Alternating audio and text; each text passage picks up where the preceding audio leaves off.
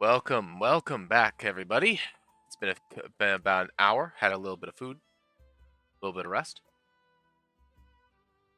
and a slight bit of setup. So, for those of you that are wondering, what it is that we are doing, we are doing a little thing called conversions. So we are going to be converting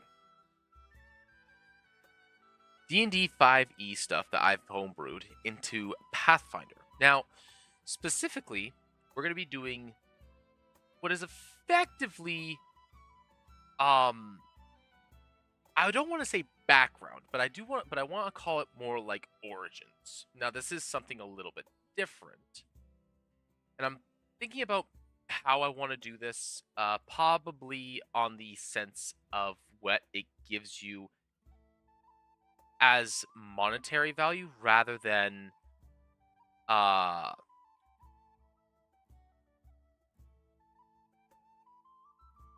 it being a gold value that you start with. Instead of getting a gold value, you get some stuff themed around that, as well as some like things that mostly inventory oriented.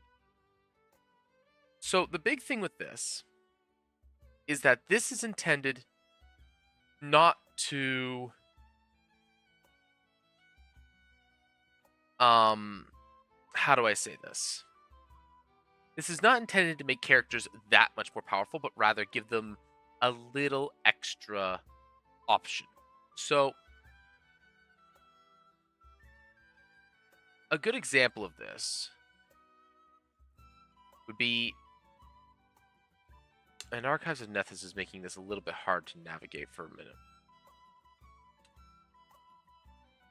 But essentially, I am looking for this to be about the same at most as a background feature or equivalent to a an ancestry feat. And I think it's going to be better if I go to Pathfinder for this, because it'll be easier to find.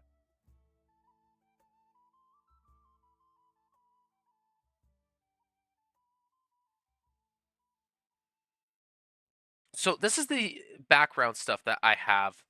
I actually don't need naming conventions. This is the background stuff that we have for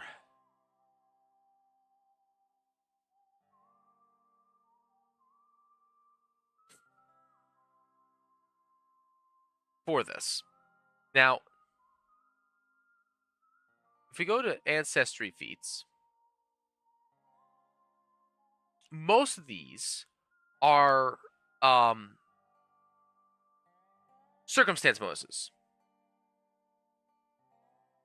Right? For example, Dragon Spit, which grants you access to a cantrip of certain kinds, and you can cast as innate spell at will, and you can cast it with the energies you spell energies emitting. Now, there's certain things that are required for some of these things. We'll just go with like skilled as the heritage, but many of these are not that crazy. You learn how to handle a situation when you're out of your depth. You gain the untrained improvisation general feat, or that's a level 5 thing, but like it can be something as simple as rounded ears, which is an elven thing, which is look barely different from humans. You've learned to use that to your advantage. Gain the trained proficiency rank in deception, as if you were already trained. You gain a +4 circumstance bonus when impersonating checks to pretend that you aren't a half-elf. Observers are never granted circumstance bonus to perception checks due to your impersonating a full-blooded human, and you never take circumstance penalties due to the impersonating of a full-blooded human. So there's things like this where it's like situationally beneficial, right? So I want to try and convert these into world plot like stuff that you have some sort of benefit that's primarily written as a background benefit in your stuff. So, for example, if I were to go to, I'm utilizing Path Builder as a thing here. So, if you were to go into your notes, you go into the detail section. This is something that you can slip into the notes. That's like, hey, this circumstance in this situation, I have these benefits. So,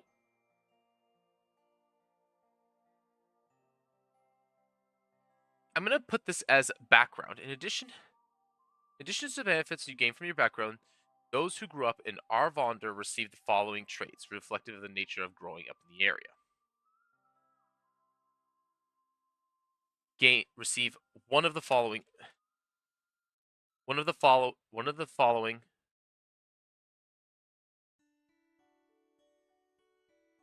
one of the following traits, reflecting the nature of growing up in the area.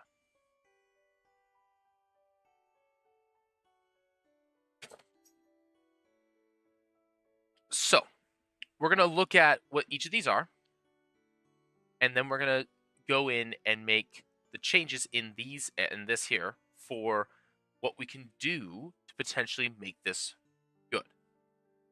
Arvonder is probably not the best place to start because it's an elven country, but it's fine. We can work with it. And again, this needs to be no better than an ancestry or maybe even a background feature. If it's maybe not a background feature, but like because you get the something like, for example, if you're a barkeep, you get the hobnobbler skill feat, right? Which the hobnobbler skill feat on its own is you get to gather information that normally takes typically an hour. If you're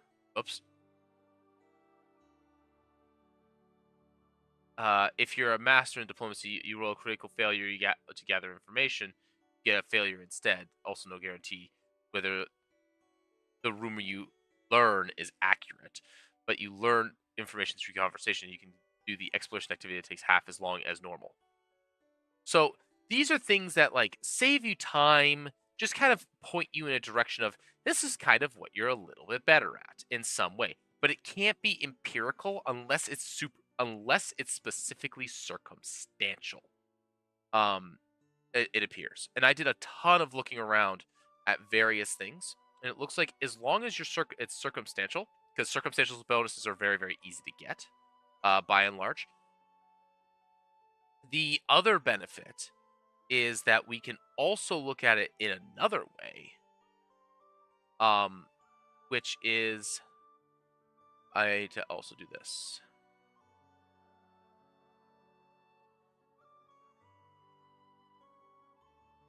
I need to actually change the title card. The other thing also. Oh, I gotta change like the whole thing in here, don't I? This is all wrong, isn't it? Oh no, this got cleared. Okay, good.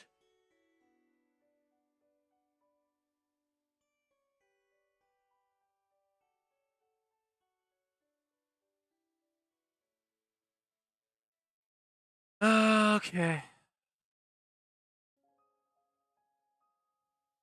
Main neat thing that this needs to be is this needs to be path builder compatible, and a thing that we can just add without someone having to pay for it. Something that we can easily add into the notes section. Now we can always go in and go, hey, I want to add something to my character sheet. I want to do a custom add. Like, okay, cool.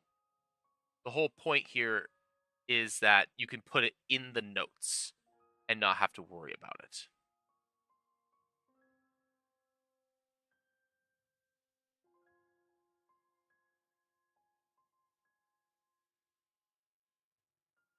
And that's and that's the long and short of it.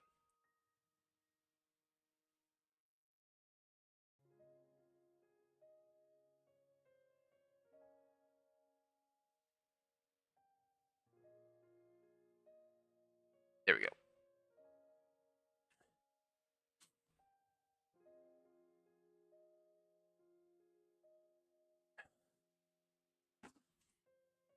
Just do a little quick thing here. We're gonna edit this actually.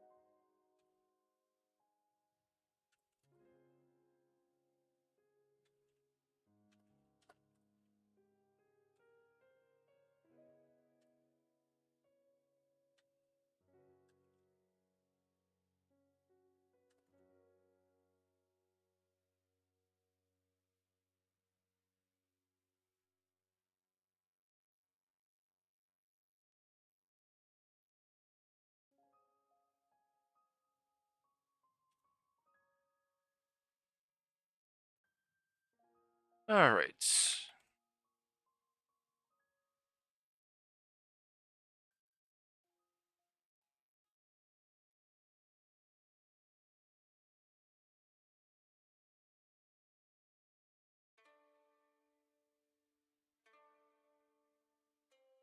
Okay.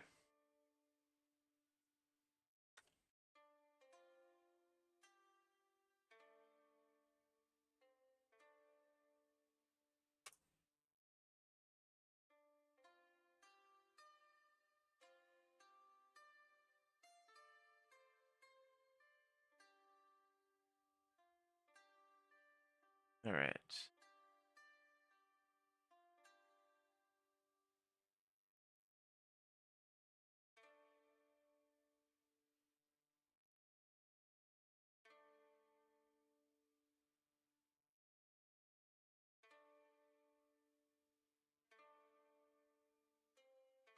All right. And should have done this beforehand, but I'm a dumbass. Oops. Nope. I don't want to go. I want to.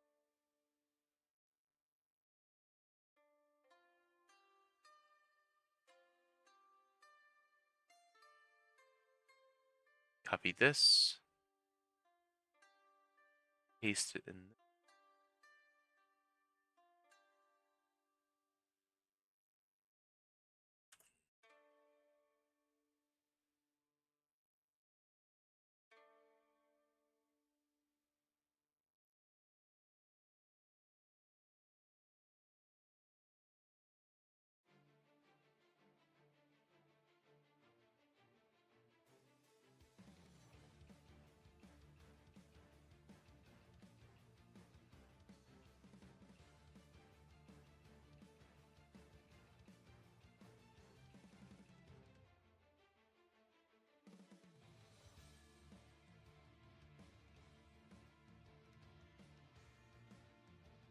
There we go.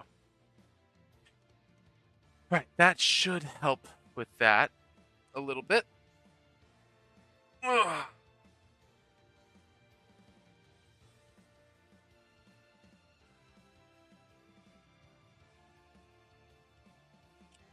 Okay.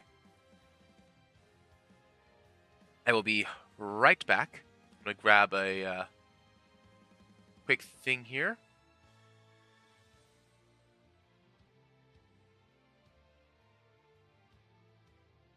And then we'll be back at it. Stand by, please.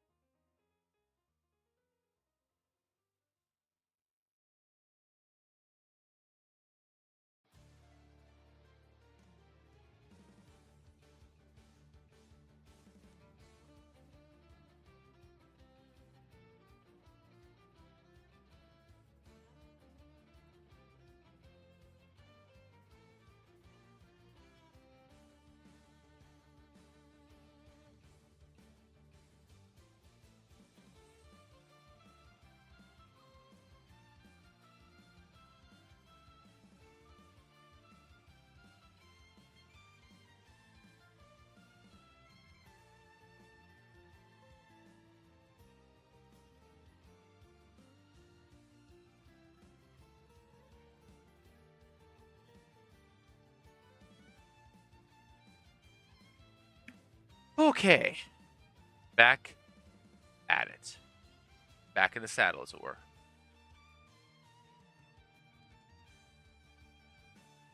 All right.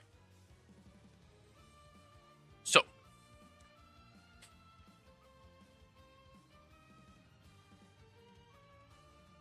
I need to do something else here, which is I need to go to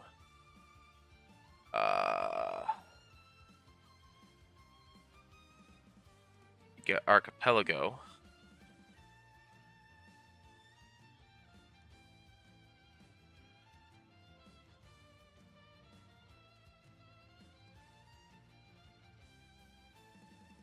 Is there a line here? There is. Okay.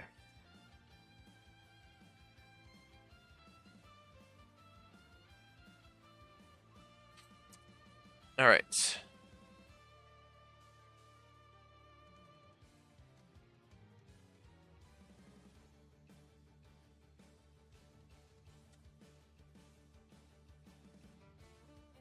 The variants, it should be some Pathfinder variants.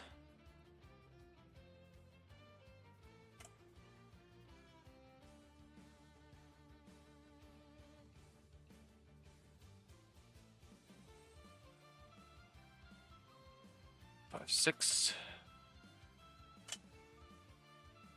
There we go. Okay, so let's see here, Arvalder. So you had an imperialistic background, or an imperial upbringing. You were raised under the weight of destiny. Your status assigned by birth in a society that values heritage and order. Be it as an elf with high status or a lowly other, the magic of the elves has influenced your upbringing and granted you the ability to find it naturally. So, I had granted the detect magic spell and can cast it once without expending a spell slot. Additionally, you gain a wizard cantrip of your choice. You use your spell casting as that your choice to use spell casting. Otherwise, use intelligence.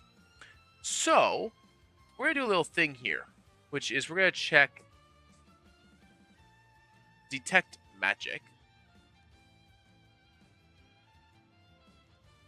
which is in all magical traditions. It is a cantrip.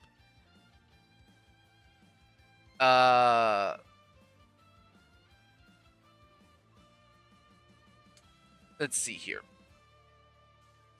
You send a pulse that registers the presence of magic. It is a 2-action spell. You receive no information beyond the presence or absence of magic.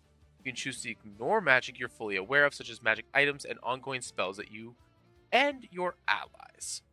On you and your allies. You detect illusion only if the magic itself has a lower rank than the rank of your detect magic spell.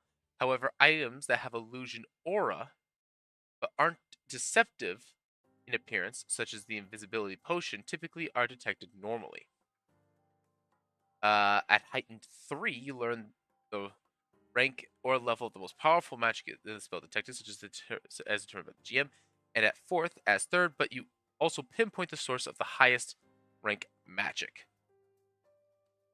Like for an imprecise sense, you don't learn the exact location, but can narrow down the source within a 5-foot cube, or the nearest if larger than that.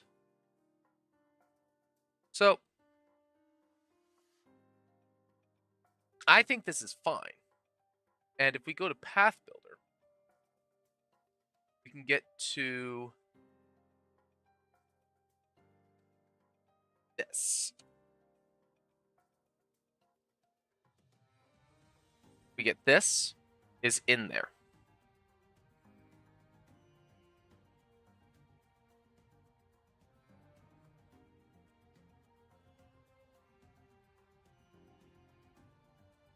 Now, you choose one of the following cantrips. You can cast this spell innate at will.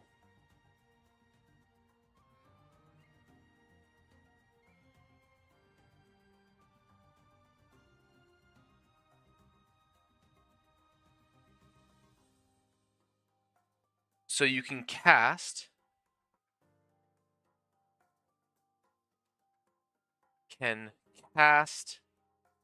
the detect magic cantrip. Actually, it's still a spell, right? Yeah, spell. That's a cantrip.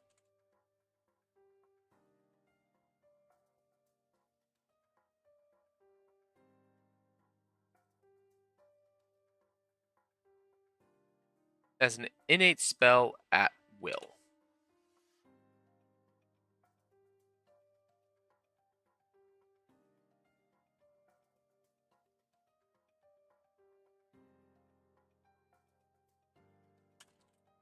As an innate arcane spell at will. Additionally, gain a wizard cantrip of your choice. No, we're gonna get rid of that.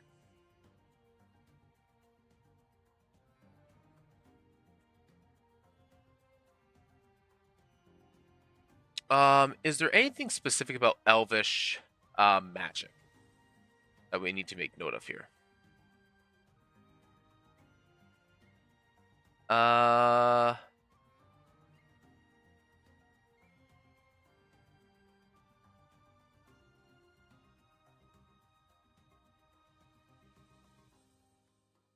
Bavarian elf, sure. Or ancient elf. Ancient elf, there we go. Luna, are you eating the cat food again? I'm gonna ruin you. Alright. Where is Wildborn Magic? You choose one cantrip for primal spell list. You can cast this. Well, the cantrip is heightened. They have access to primal spells as wizards. Should put this as a primal spell. The Imperials actually would have Arcana, not primal. You can cast this cantrip as an innate will. Okay, this is actually a better line of phrasing here. So we're gonna take this line of phrasing.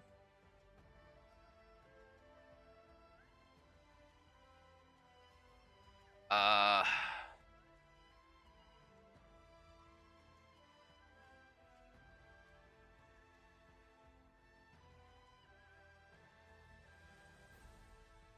Okay, you learn the detect magic cantrip. You choose one cantrip. Those fellows. You learn the detect magic arcane cantrip.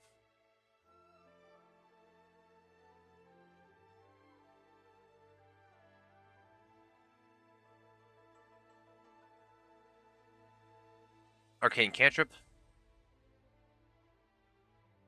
You can cast this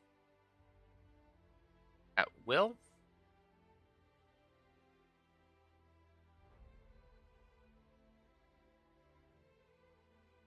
You can cast this cantrip as an innate arcane.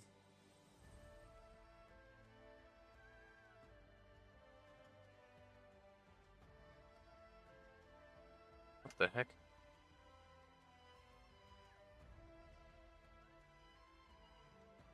As an arcane spell at will.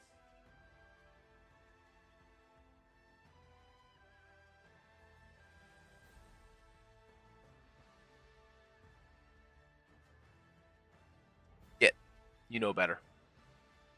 Spell at will. You heighten this cantrip equal to half your level rounded up.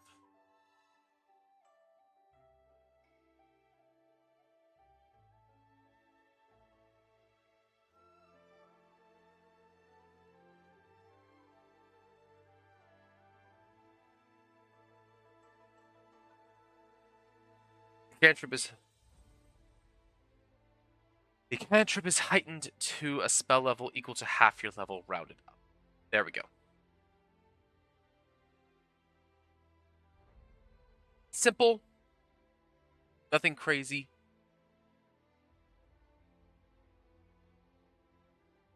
You just get a cantrip. You can cast it at will. And having access to the, like, detect magic cantrip is not that big of a deal. I don't believe it uses your spellcasting modifier for anything. So this is one of those cantrips that we can just kind of do that with. And it scales off of your level, not your spellcasting level. Like your character level.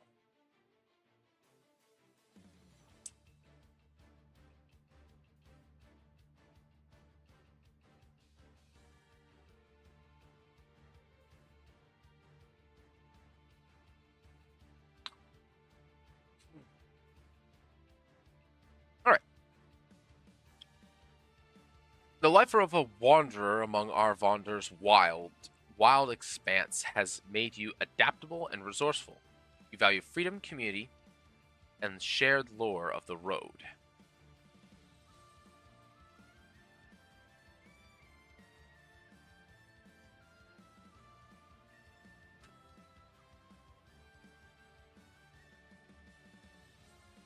And the shared lore of the road.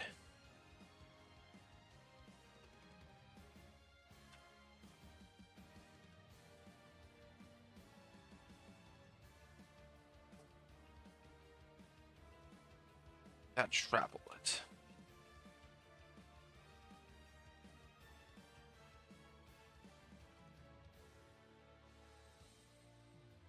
That travel it.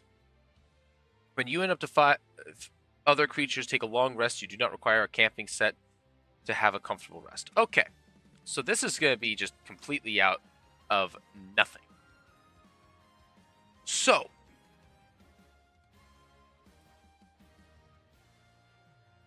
there is something that I think we can probably do,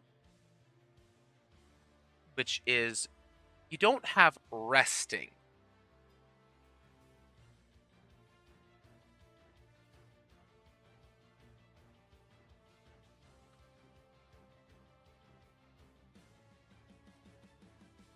But we can get something that would help with covering tracks, such as woodcraft.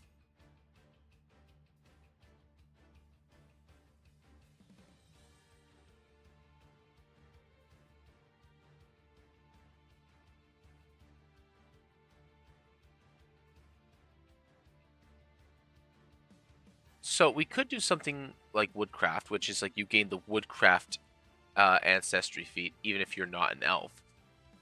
Which is you have familiarity with the forest areas. When in a forest or jungle environment, you gain, if you roll a critical failure on a survival check to sense direction, subset, or cover tracks, you gain a failure instead. If you roll a success, you gain a critical success instead.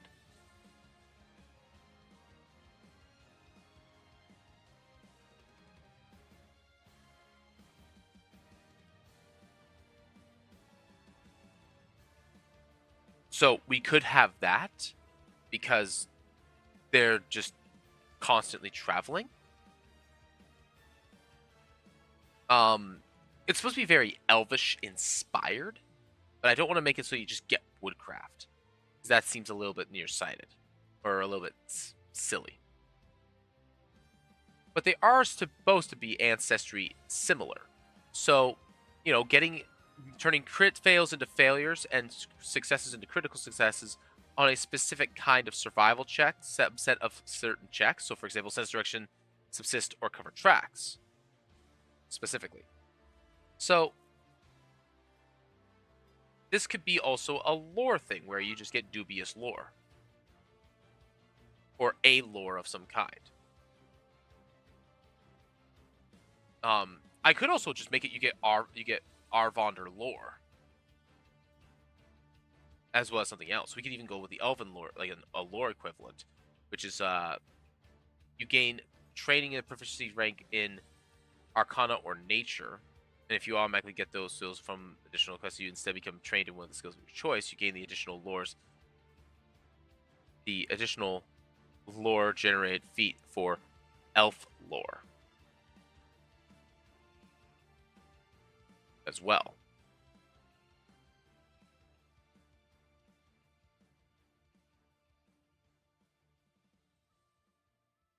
And additional lore, it's a gain lore subcategories you've been trained in at 3rd, 7th, 15th additional lore. So like this is probably one that we're not going to lean into.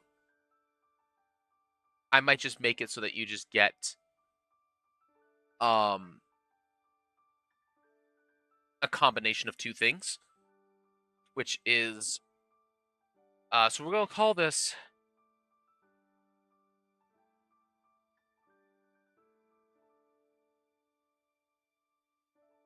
so we can do something like rather than elven lore, we can do Arvander lore. So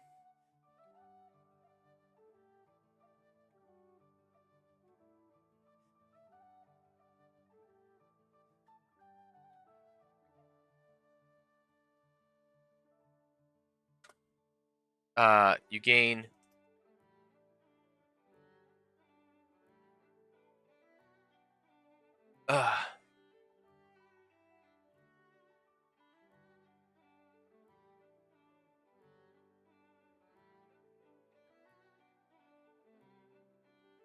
hold on, am I reading this wrong? Cancel. Additional lore. Let's choose a lore skill subcategory.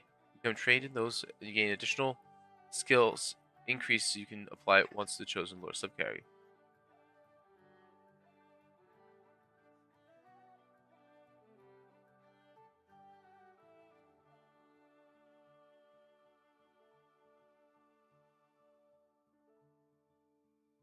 This one confuses me. But in either case, you gain Arvander lore.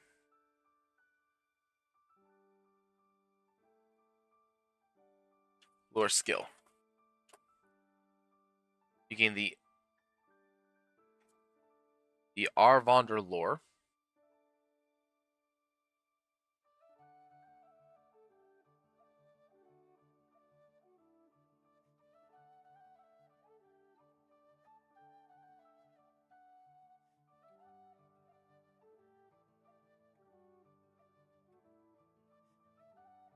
Lore skill. Lore skill. In addition, actually, you know what? I'm just going to change. I'm going to put it this way. So this is, you get this. So this is the tag at the end. For the elf lore, you get for Arvander. For Arvander lore. So you get the additional lore skill feat for Arvander lore. And I'm just going to put in parentheses afterwards.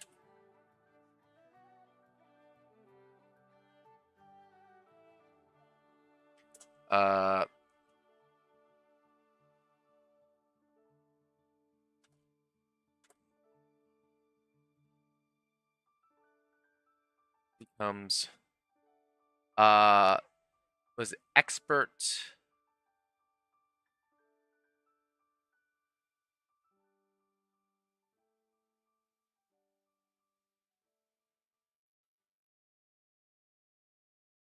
at 3rd. Master was at 7.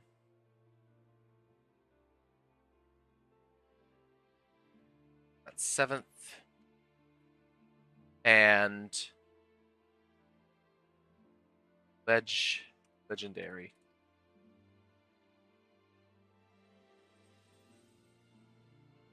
And legendary at 15th.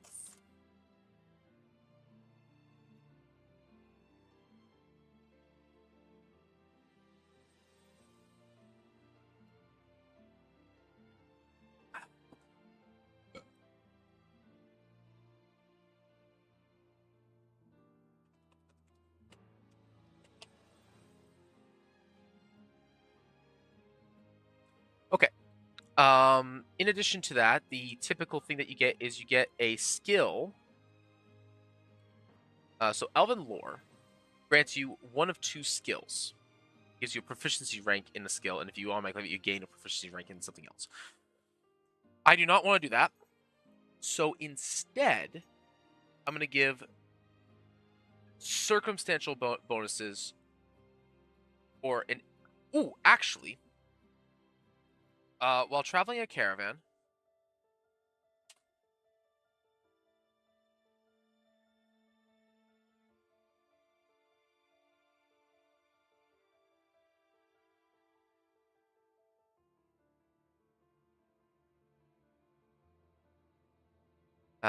caravan. While traveling in a caravan, your group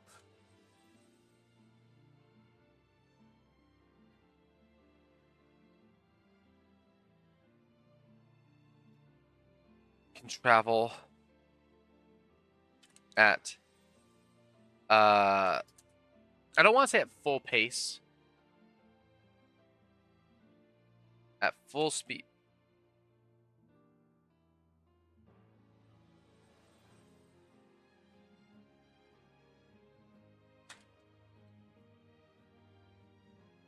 And I will check what there is for travel on here. Travel.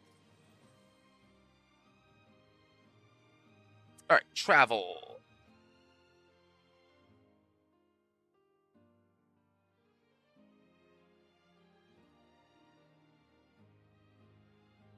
Right.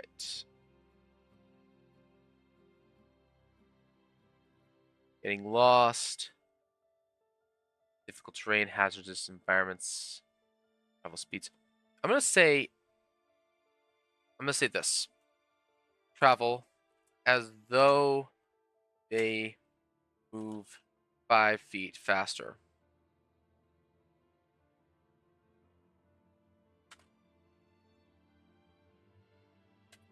All right, there we go. Now that may not seem like much.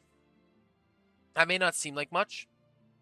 this basically means that instead of only traveling 20 miles in a day, you travel 24 miles in a day. Rather than traveling if your slowest person is a 20-foot move speed, this means instead of moving 16 feet a day or 16 miles per day, you instead move 20. So this is actually a big thing for slower moving parties. Because if you have slow movement, you can travel faster. Ugh.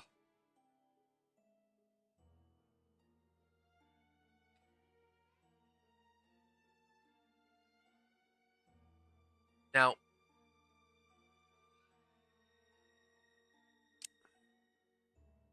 this is giving you a proficiency. But I think having the training in the lore is fine. Because this is not a small area. This is a very broad thing.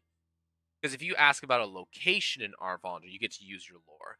If you ask about a person of importance in Arvonder, you get to use this lore. Like, this is a very...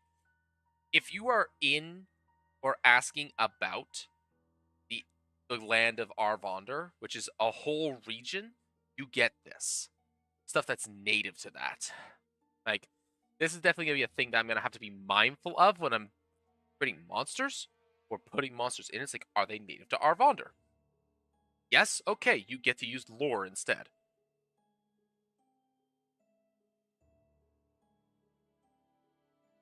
And you automatically get it growth at 3, 7, and 15 is also really, really...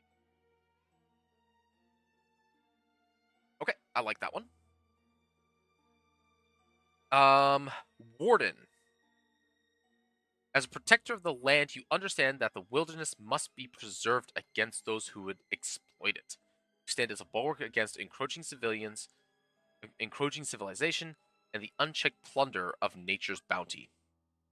When hit with an attack, you may use your reaction to impose a reroll on the creature attacking you. You must take the second roll. Okay, this is insane in Pathfinder. We cannot keep that. What we can do, however, is I don't want to grant. Maybe I just make it so that you have access to the shield block reaction. The shield block reaction is pretty prevalent, I think.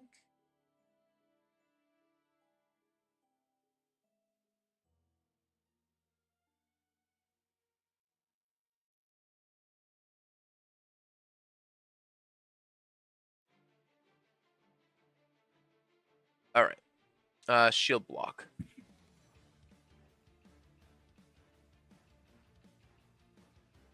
So this is a general feat. While you have your shield raised, you would take physical damage from an attack. You snap your shield to ward off the blow. Shield prevents you from taking an amount of damage equal to the shield's hardness. I don't see this being a problem to give as a option. A lot of classes that don't want to use shield block inherently, a lot of classes that want to use shield block already have it, but I also don't want to just do that because that feels like a wasted thing. Where it's just like, oh, I'm a fighter and a warden. It's like, nah, that doesn't feel good. So I don't want to do that specifically. Also, my music feels like it's quiet.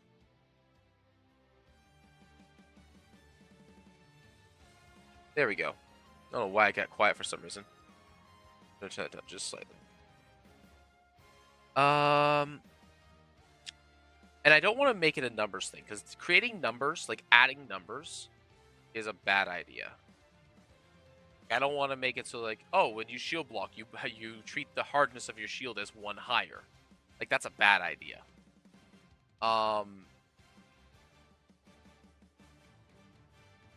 So I don't want to give them any combat abilities. I want to stay away from combat abilities, I'm finding.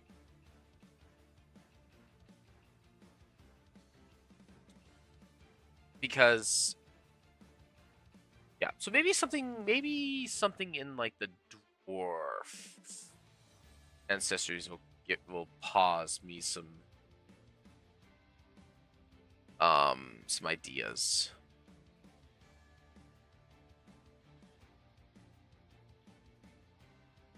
Unburdened iron, no.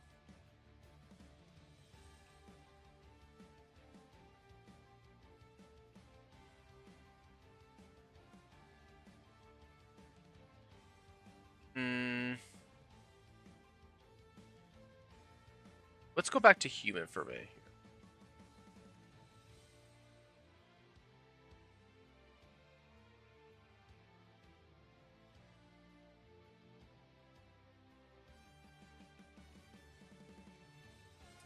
So we can go something like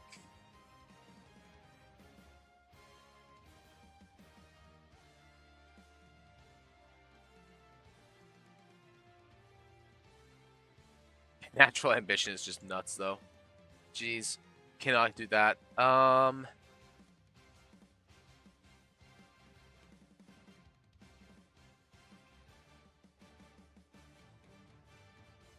Like cooperative nature, for example, makes you really, really good at working with others, giving you the +4 bonus to aid. But that's not really what we're looking at here. We're looking at something that is like when someone attacks you.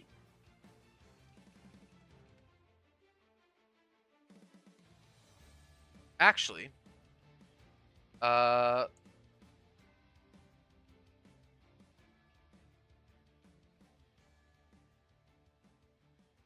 raise shield.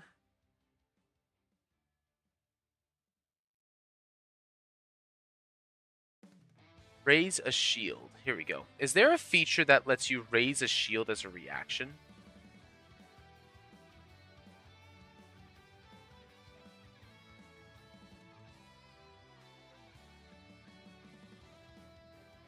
I don't think there is.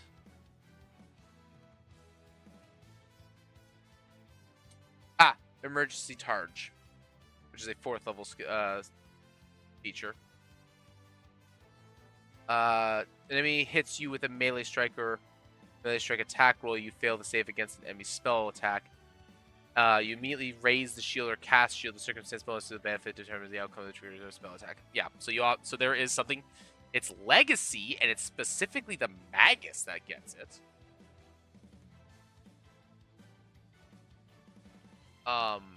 Which is the hybrid study. So it's very specific as to where it came from before, and that is a class feature. I want to avoid using those.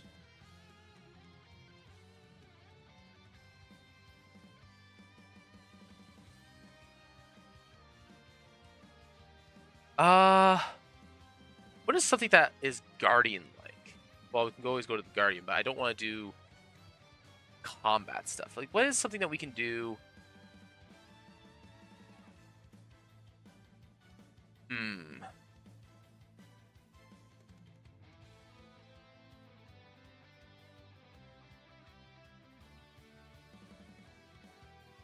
Ember, no. Give that back, please. Thank you.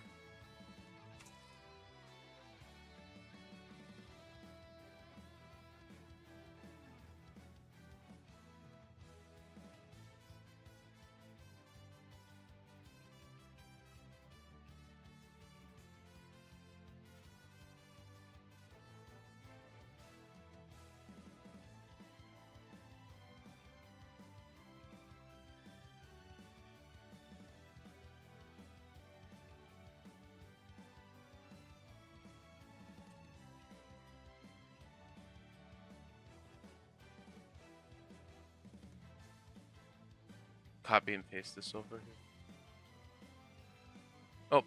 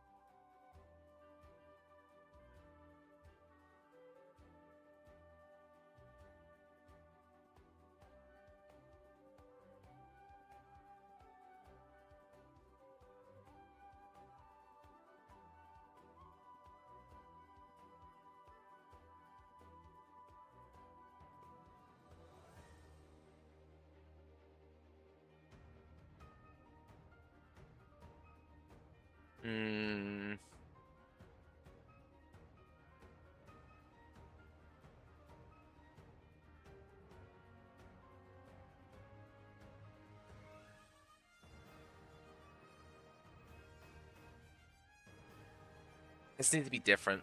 Like, I'm not entirely certain.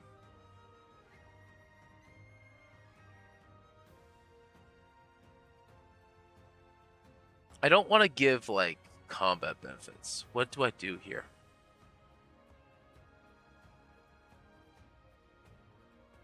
Like, I don't want to do, like, oh, you have a benefit to putting out fires, even though that would, like, kind of work. It's just, like, that's not very good.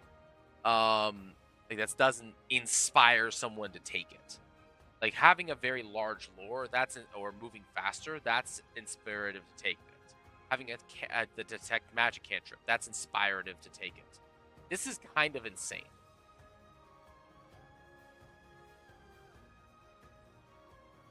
Like this is nuts. Like obviously we can make this like once a day, but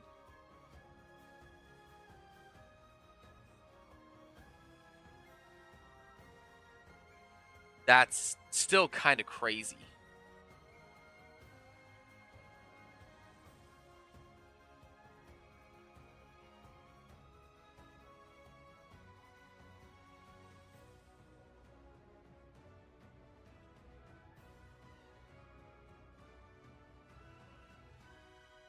Well, let's set this up properly at the very least. So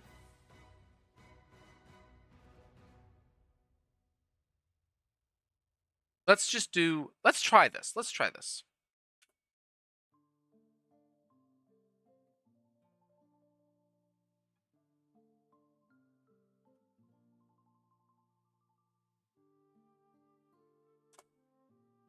While you have your shield,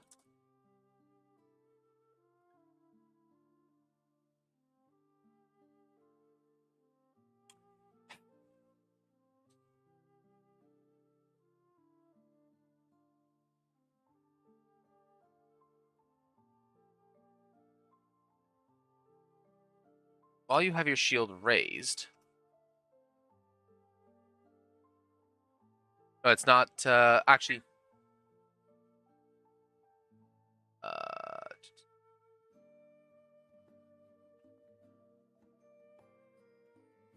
let's just copy paste it this way. Let's do that. While you have your shield raised, you would take physical damage from an attack.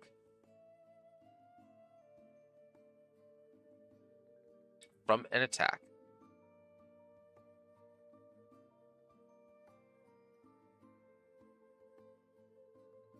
From an attack. So that's the trigger.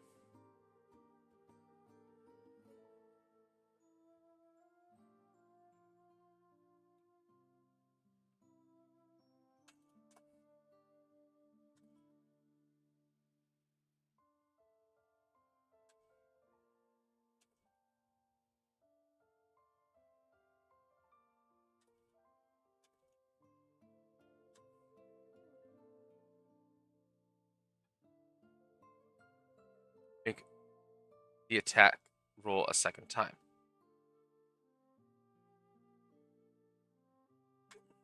They take the second roll. They take the second roll.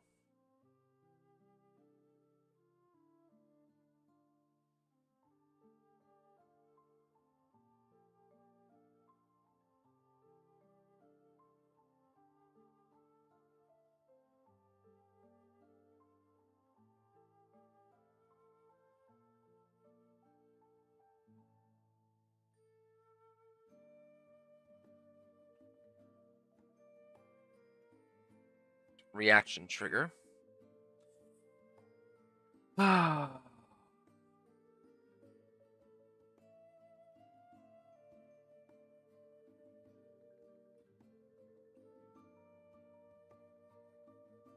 that's why. There we go. It just feels absurdly strong.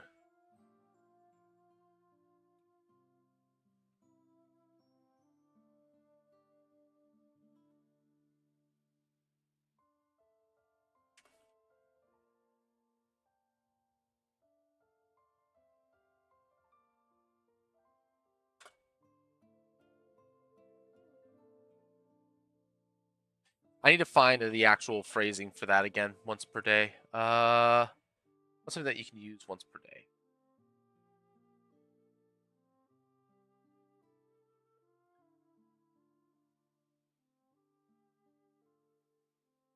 What's the phrasing on it?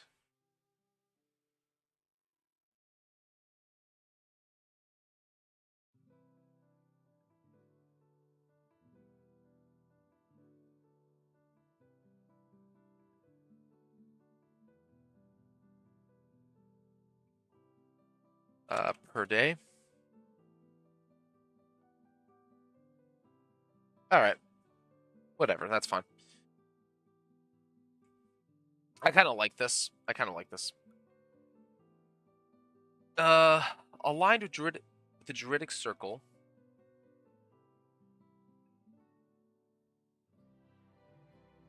Raised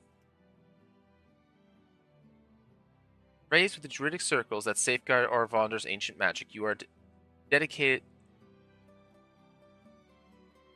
You are a dedicated steward of nature. Whether through magical practice or simple adherence to tradition, you have learned a means to turn magic to prevent it from harming living creatures. When you or an ally within 30 feet is about to take damage from a magical effect, you can use your reaction to reduce the damage dealt by an equal amount to 2 plus half your level. This feature may be used a number of times equal to your proficiency bonus for a long rest. Okay, so we're not going to do that. That's also a cleric feature, just to gain a benefit to a saving throw or something like that.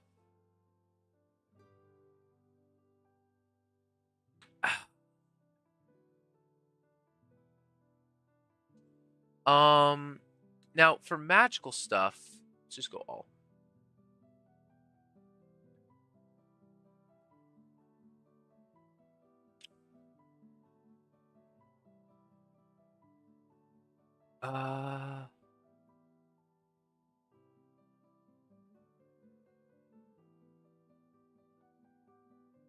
You know, it's gonna be weird, but what if we check the Cobalt ancestries?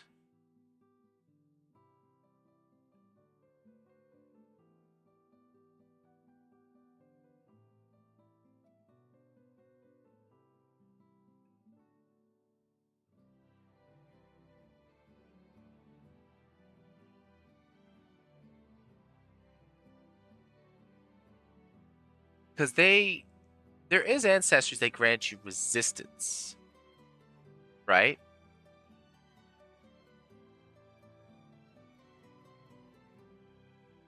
Yeah, you gain a certain amount of damage, so you gain resistance equal to half your level. Equal to half your level to the damage type of the breath of the benefactor. So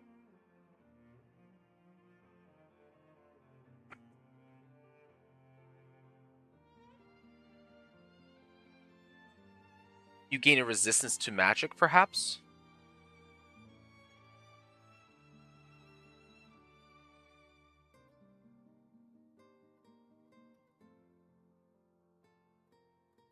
Turn magic, preventing it from harm living creatures.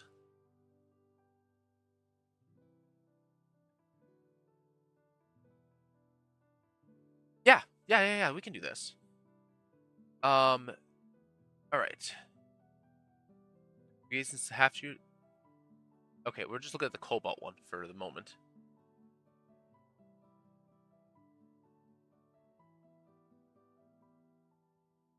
My benefactor deals bludgeoning instead. Deals bludgeoning piercing. Instead, gain the resistance of that type. Of that type, you must choose it. Okay, so. Alright, so what if we went. You regain resistance equal to half your level to the damage dealt by. To the.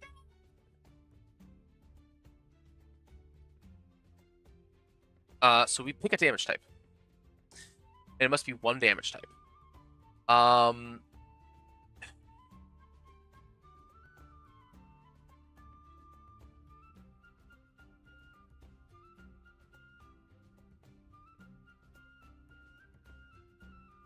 In Pathfinder 2. Let's see.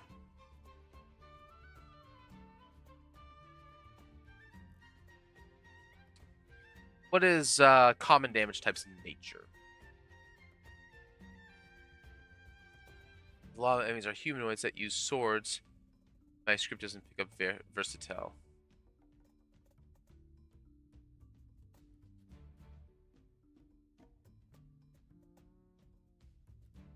How many creatures have resistance to magical force compared to loud noises, Sonic?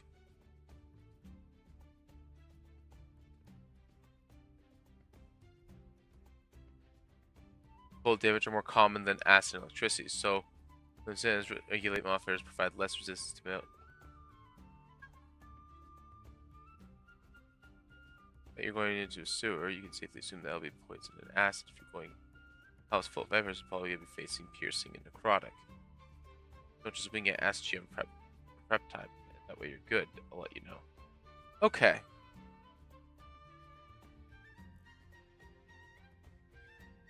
You know what? I'm half tempted to just make it fire.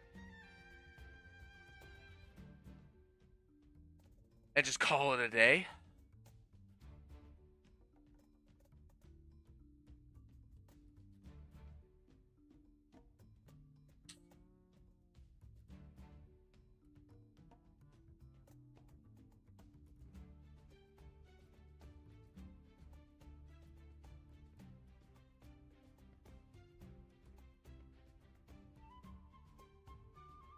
I do like how you can just go Dragon Scale Cobalt and just make it so that they gain 10 hit points instead of 6 at level 1.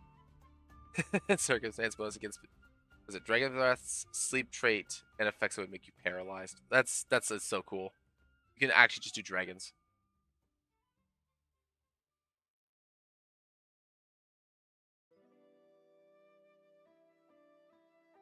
To fire damage.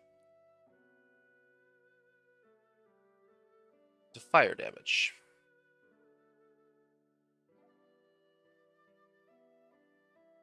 Just simple. Oh,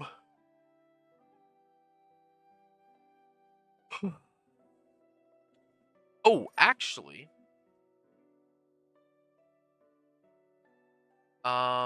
Is it easy for me to find here? Damage types. Let's see here. You have physical damage. You have energy damage. Specific damage types of living and undead, which is vitality and void.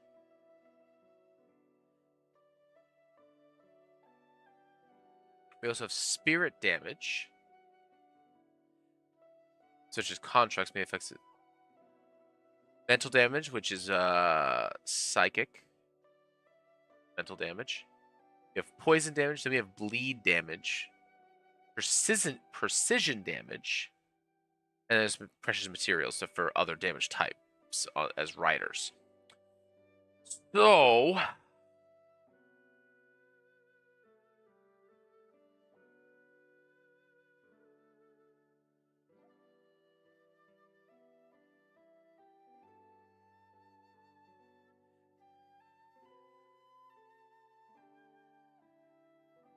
I don't want to do resistance to spirit damage because that doesn't feel like it's going to be particularly valuable.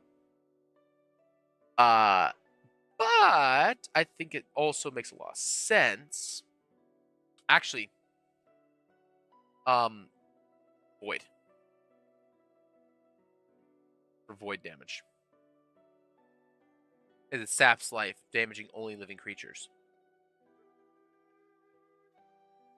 Manifest health as force damage. Few things can resist this damage type, not even incorporeal creatures. 2 damage to specifically living creatures and undead. Vitality harms only undead creatures, withering in undead bodies, disrupting incorporeal undead. Void damage saps life, damaging only living creatures. Yeah, so we'll just say void damage. Gain resistance equal to half your level to void damage. Which is handy.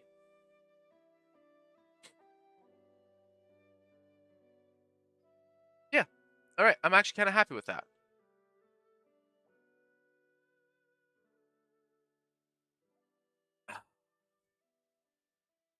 And check something on my welcome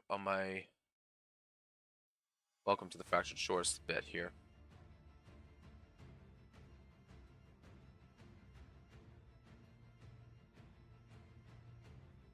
Do I see Pathfinder 2 in the title? Indeed you do.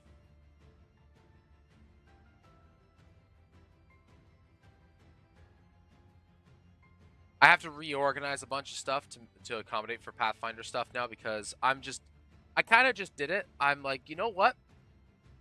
I'm gonna just do it. I'm gonna just do Pathfinder. My goal right now is converting features from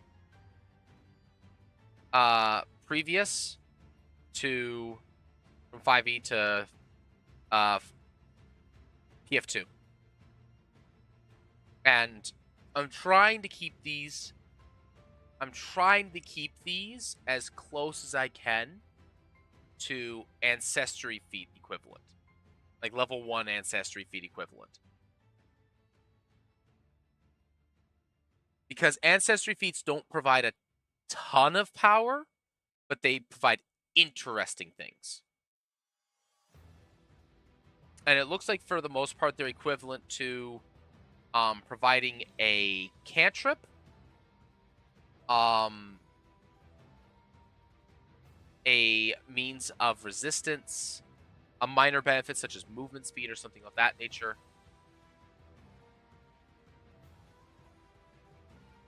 Background benefits seem a bit powerful. Specifically, ancestries is what I was looking at. To level 1 skill feats.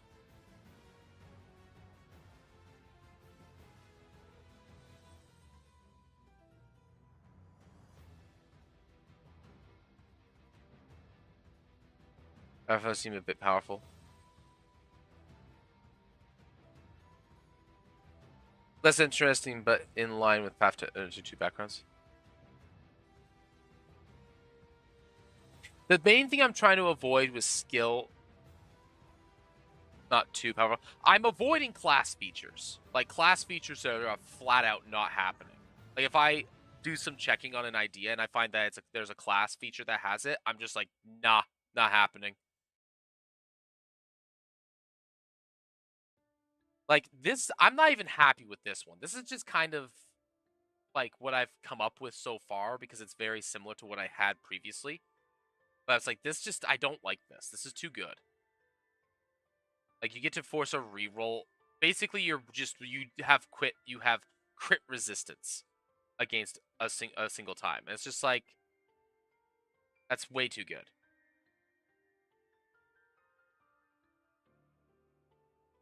While traveling in a caravan. So I should say exploration. While traveling during exploration.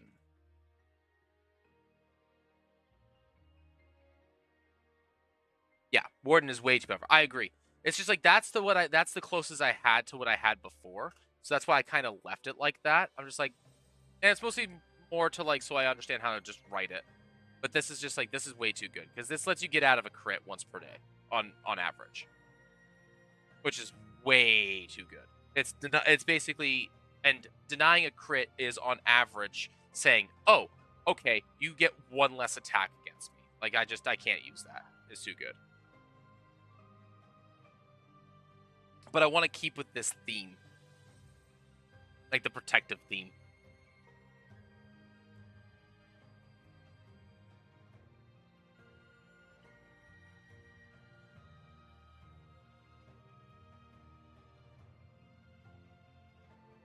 Like I said, I'm kind of trying to keep in line with ancestry feature kind of level.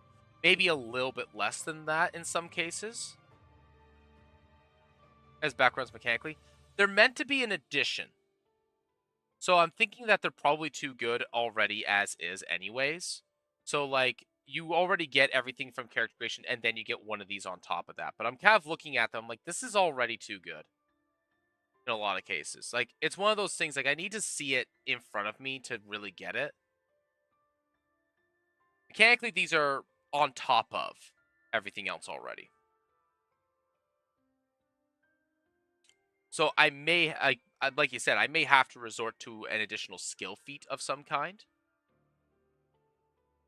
However, there is a limitation that I am imposing on myself that makes this a little bit more on the complicated side.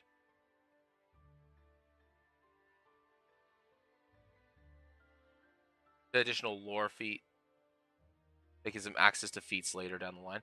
I'm thinking something like that. Because the main, so the limitation, we'll say the mechanical limitation I'm imposing on these themselves is that this needs to be simple enough that I can put this, that someone can put this as a note in their details section on Path Builder. Because I'm going with the presumption that people are going to be utilizing Path Builder. And I want this to be simple enough that people can just check it and go, okay, I have this. And then just move on with their lives.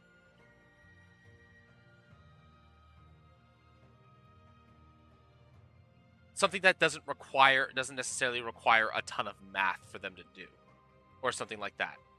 I don't mind lores, because lores are typically not something that you have to use. I don't want to say lores are not something that you use too often. I think it's more along the lines of, in the circumstance in which you're using lores, unless it's specifically on a recall knowledge check, but you would know this number on a regular basis. I find that would give PCs more versatility across the campaign. Yeah, like one of the things I'm thinking is, so I had a couple of ideas. I'm gonna actually brainstorm this a little bit here. So I had, especially now that I have a second head to bounce this off of. So a couple of different things I'm having ideas wise is either lores.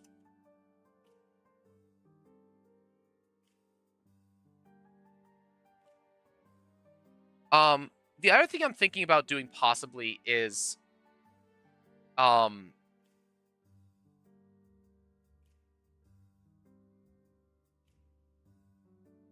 order member is also too powerful. Yeah, I was thinking the same thing. Like, I'm like, this fits, but it doesn't work. Like, I'm very hesitant to do this. Like, I understand how good getting extra resistances are. So it's just like, this fits the theme, but it's just way too strong. Like, I'm very hesitant. Like, because I look at this, I'm just like, oh, that's way better than this. And this one feels appropriate. Nomad feels appropriate. Imperial feels appropriate. Like, even arguably a little strong, maybe. But, like, the Nomad and the Imperial seem somewhat appropriate. The Order member just feels kind of wild. Same thing with the Warden. Something I was also considering was contracts for equipment.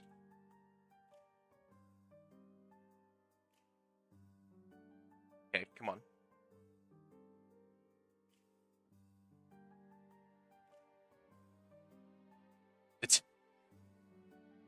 Jeez. Or equipment. And obviously the equipment would be like level 0. Like,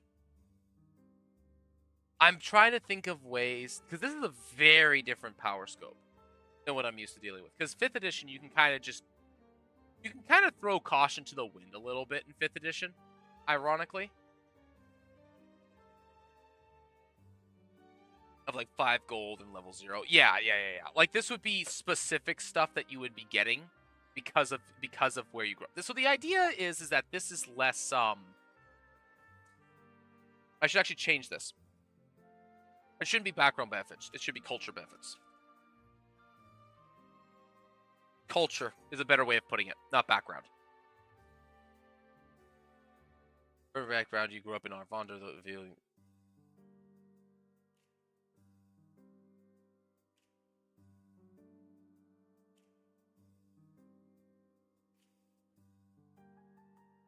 Culture is a better way of putting this, because it's like you grew up as an Imperial, grew up as a Nomad. You didn't. This is not your old occupation. and extra skill feats would be more horizontal power than vertical. You'll be wary of most skill feats. Yeah, like that's what I'm kind of looking for is horizontal power gain. So,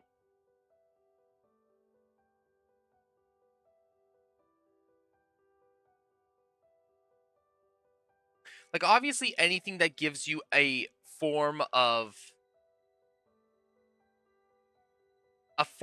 more uses of something is going to be strong. Something that gives you an alternative is going to be less powerful. And I don't know if there's a way for me to actually do this with the kind of variety that my brain wants to do without me having to just make an entire catalog of separate background features tailored to my world. At which point creates a new problem in that I can't use Path Builder.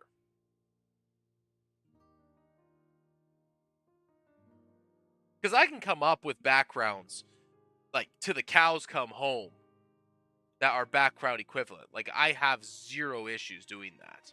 And you can like plus proficiency with certain weapons, scaling the same as a weapon familiarity. Scaling the same as weapon familiarity. Yeah. Hold on. Check something here.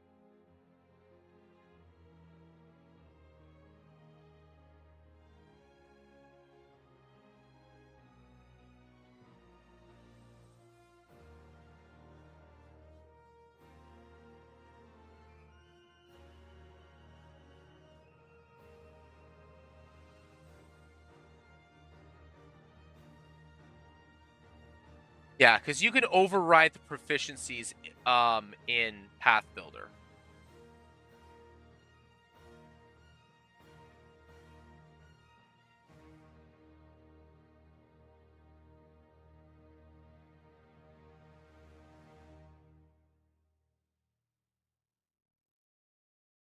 So I have to be able. I have to be able to. The rule I'm making for this is that I have to be able to overwrite it without the paid version in Path Builder. That's my my big thing that I kind of have the limitations on. Because if I and because this is meant for games that I'm going to be running.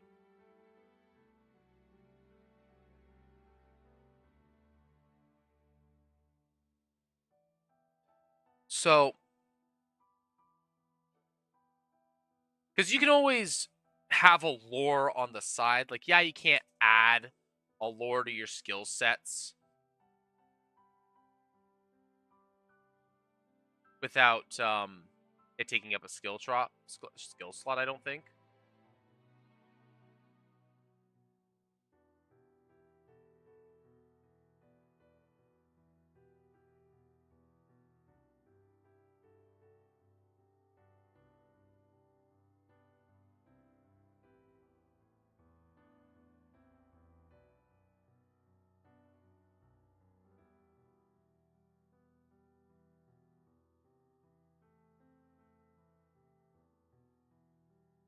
Yeah. So have mixed have a mixed lean lore for caster and mechanical focuses characters and weapons. Yeah, like that's kind of the thing is this isn't the design space is very different for Pathfinder because it very much encourages even more so to kind of stay in your lane a little more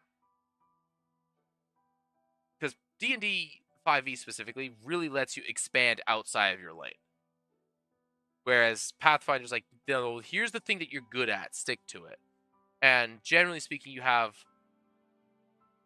like four things that characters do in Pathfinder, which I found that I end up calling like the four S's, which is strikers, um, sentinels, supports, and saboteurs. And like strikers are your damage dealers, saboteurs they can go into though. Yeah, but usually they have like they lean into one of them. Like, yeah, they can lean into other ones a little bit, but it's like a martial character is not going to lean into spell casting and intelligence based stuff most of the time. And then we get into like class specific kind of conversations. Also, and in some cases, subclass orient specific conversations as well, because certain subclasses can turn your main class into something completely different on top of that. Or what you're good at.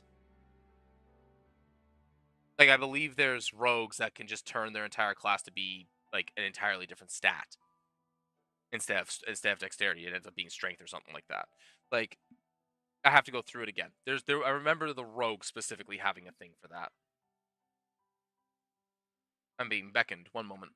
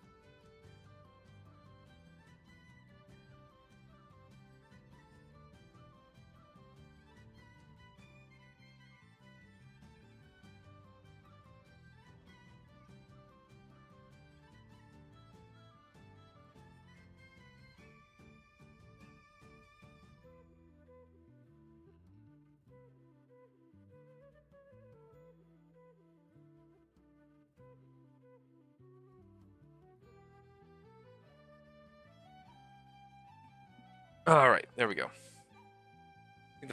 Let's see here. Most cases, I think the 4S is an oversimplification. It is an oversimplification. It's just kind of the idea of like a role that you generally fill in the party. Like fighters are generally strikers, for example, though they can be sentinels as well. Like it's one of those things of like kind of what they do. It covers burst damage, area damage, different damage types, different saves, abilities for long fights, burst healing, debuffs, buffs, recall, knowledge. Yeah, like obviously there is many a things that you want to have covered.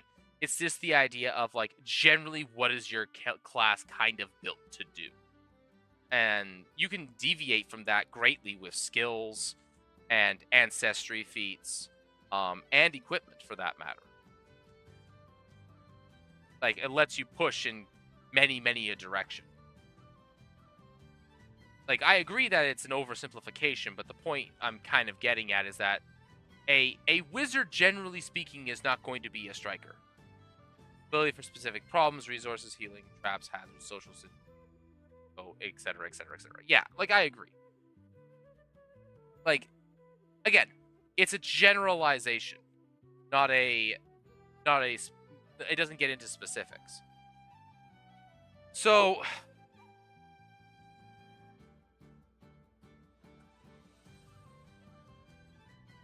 this is where we get into like kind of the issue that I'm having with this. So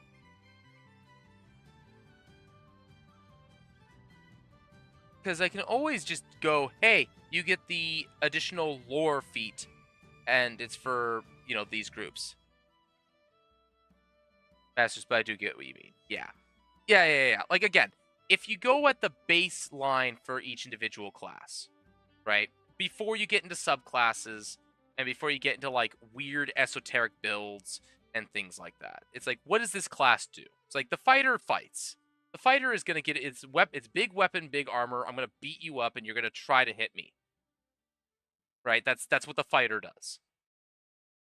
The barbarian is we're going to trade blows until one of us stops breathing. The gunslingers is I'm going to shoot, and every once in a while I'm going to do I'm going to do okay damage until I crit, and then I destroy you.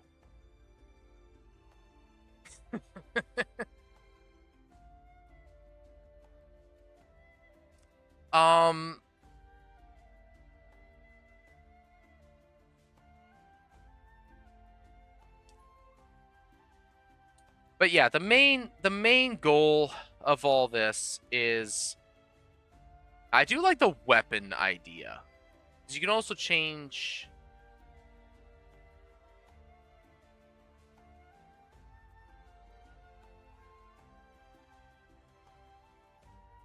Or a terrain lore, depending on how prolific groups are, I suppose.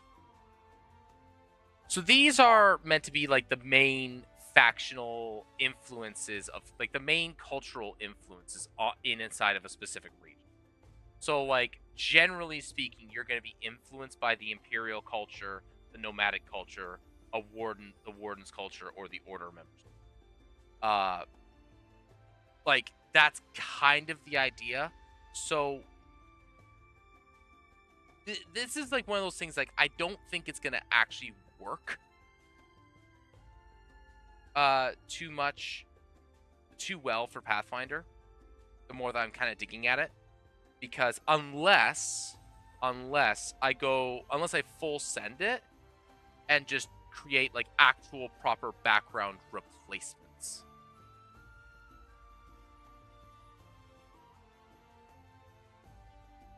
And there's a pretty decent chance that the backgrounds themselves already exist in some way.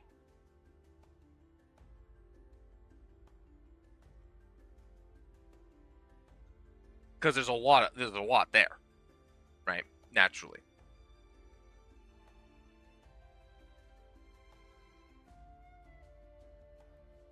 Like, I don't want to also create this in a position where people are, forced into specific campaign options, like specific background options either.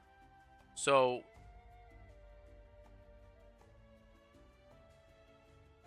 additional lore weapons proficiency akin to weapon for a good option. Yeah, like that's the thing.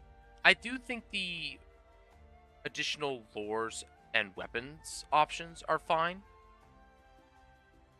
Because lores are easy to just kind of punch in on the side. Like, you can easily just slip that. But make them give access.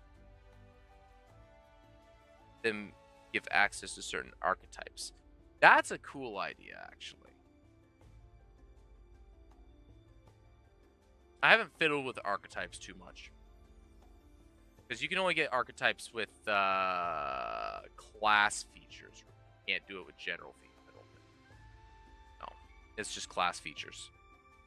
So class features would be archetype equivalents.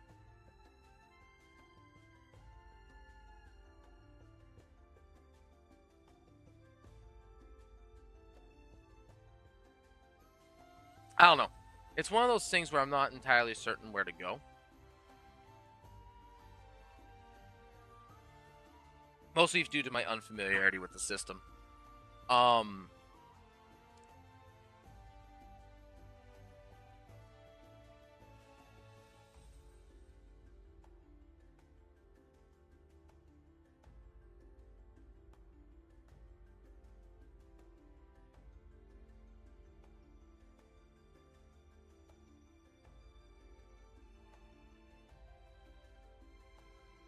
I also find noting down what archetypes you have in free archetypes in Path Builder is easy. I need to actually go in and see if I can figure out how to do that. Hold on.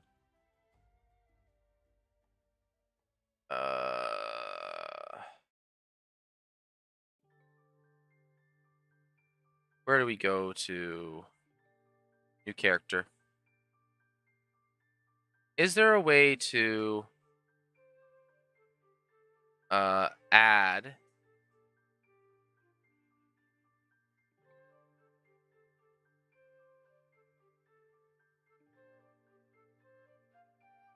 give them access to uncommon weapon and an archetype would be a good balance? Okay, that's actually not a bad idea.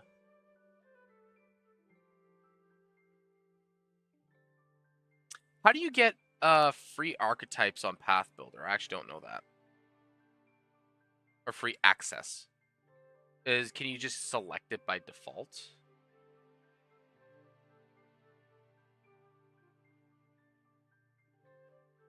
It's a paid thing, but I don't pay. I just note down my free archetype and the feats and details. Okay. So I'm not crazy then.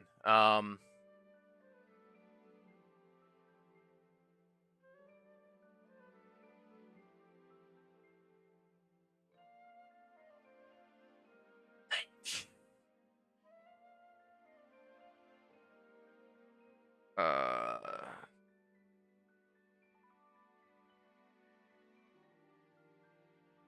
right. So you gotta go. So it'd be a free dedication fee first, right? How's that work? I gotta figure out how this works. Then you go to archetypes at 4, and then you have access to it. Okay, on top of a free additional learn. Yeah, access. Yeah.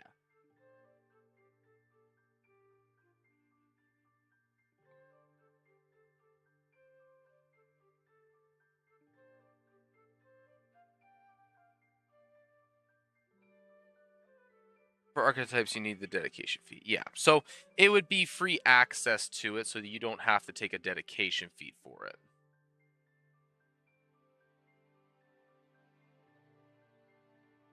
That's not a bad idea.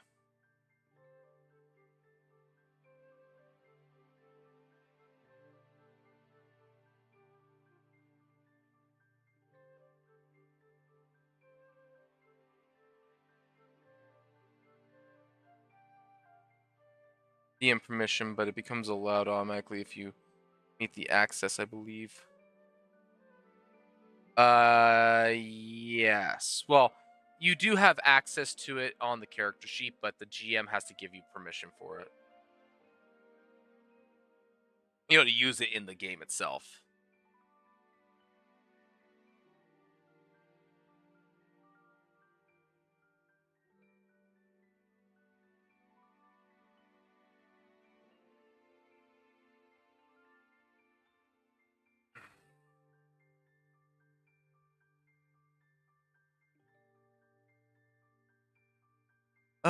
Is there a way to override?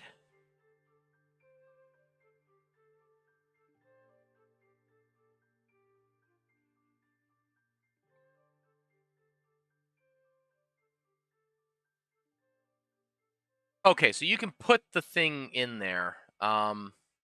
Hold on. If I hit the show, if I go to show off, does it add the action automatically?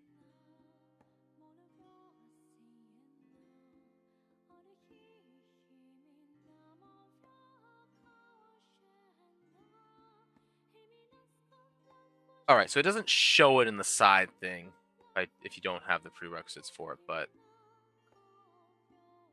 you can always check your actual level feature for it. Aren't inherently more powerful, except exemplar dedication specifically, though the class itself isn't. It's just this will have heavy lore implication thing. Yeah, that was something that I noticed, is that on average, uncommon and rare don't appear to be much better in the vast majority of cases. There are some that on paper look more powerful, but not a lot. And it's become very clear. It's like, no, this is more for like setting specificity than it is for like um how do I want to put this? It's more for setting. Yeah, rarity thing rather than a strength thing. Yeah, exactly. It's how likely you are to come across it.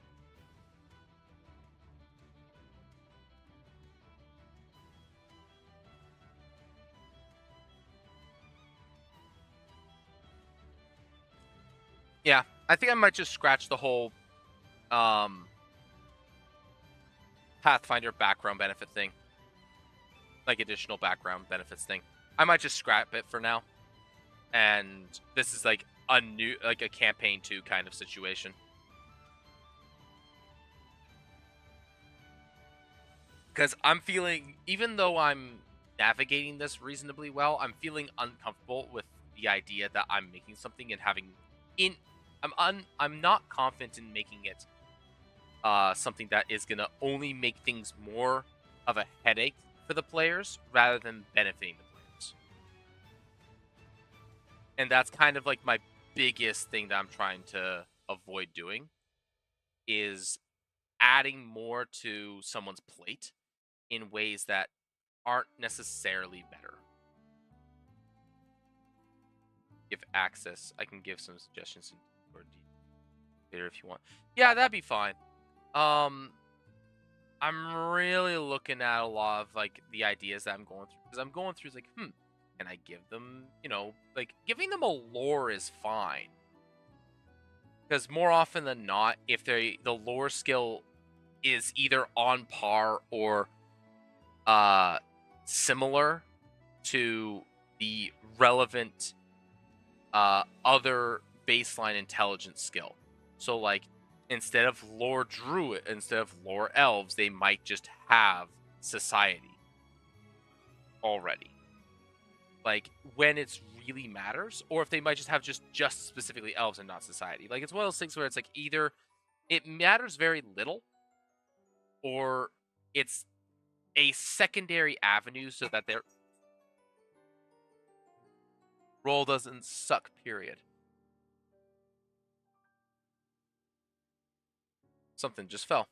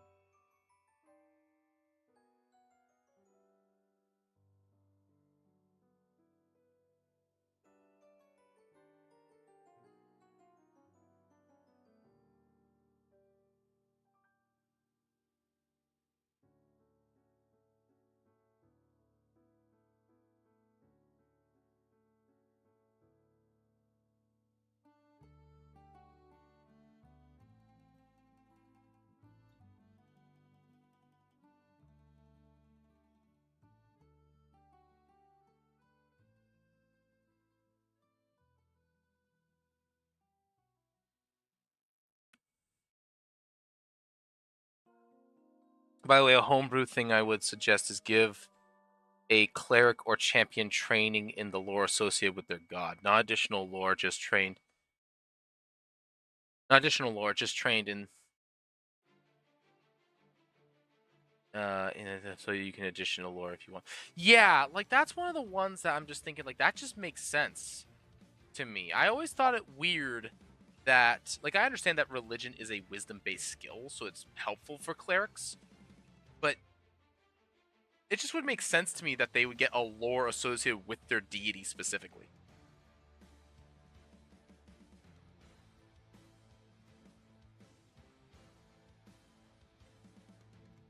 The champion, not necessarily, because the champion doesn't necessarily have a deity, but they have a cause. It's usually tied to a deity, unless I'm mistaken.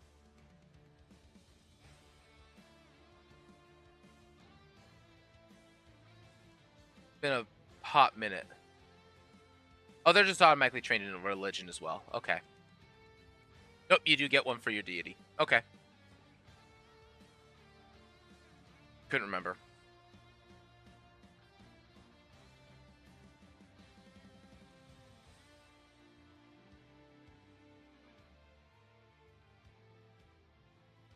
Tend to deities, but don't have to. It would just be if they worship a god. Yeah.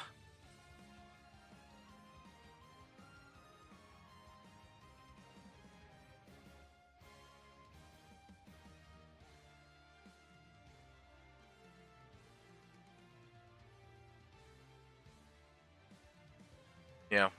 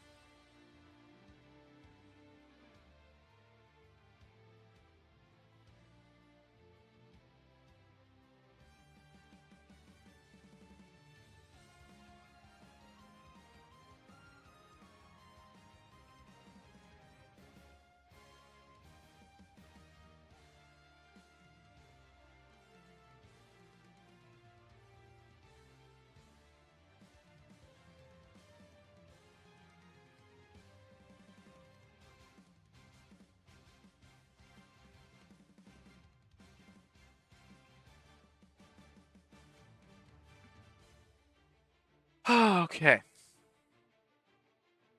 I'm beginning to think of something a little bit different. And that is, I think I'm just going to avoid this entirely. Probably.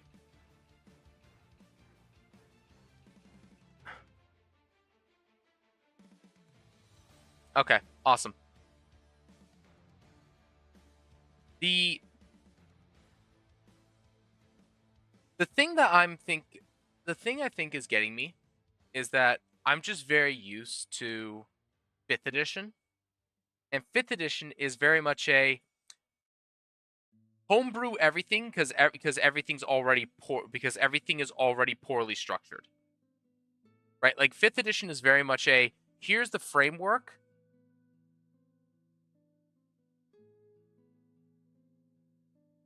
And that's fine.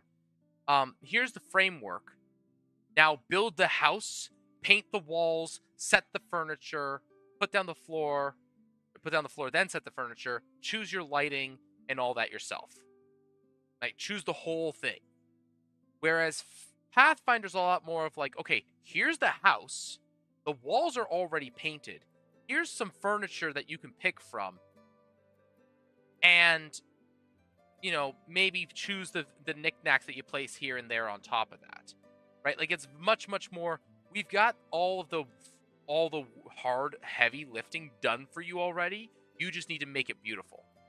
Whereas 5th edition is a lot more of like homebrew everything because everything is wrong anyways.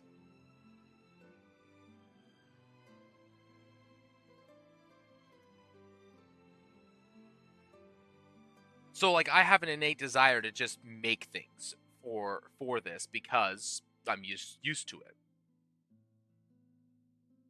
I'm probably going to end up avoiding any form of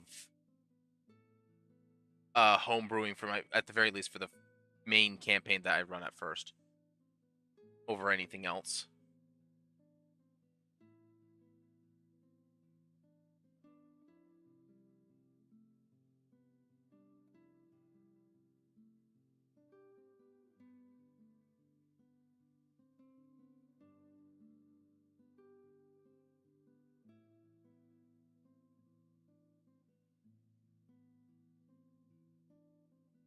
Yeah.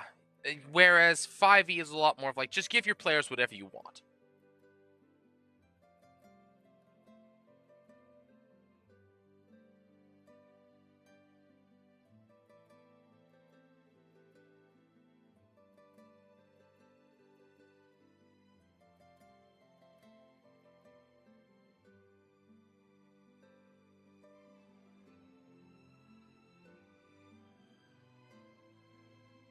But you need some permission. Yeah. Like, because the system is already well designed, like this kind of comes back to Pathfinder first for me a little bit, because it's kind of like the Pathfinder first is kind of like the in-between where it has all of the necessary things in place and it just says, okay, everything is mechanical in older Pathfinder. And if it didn't give you a thing that you liked, then you just left it. So I think I'm going to just not do anything feature-wise, mechanical-wise, and give story elements instead. Purely. And just avoid this entirely. So I'm going to actually just get rid of this in its entirety.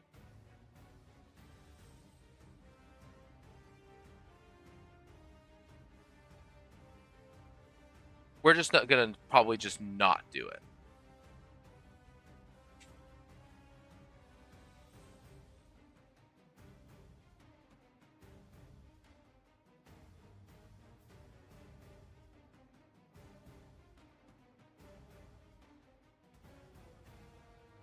It wouldn't be homebrew, to be fair. That's a good point. That's not real, but that's a different kind of thing to do instead, which is I'm going to be going through the catalog of stuff and picking things that seem the most appropriate.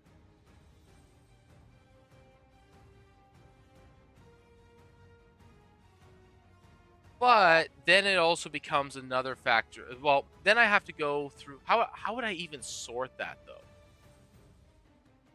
Like now we have a whole other problem, which is how do I dictate what.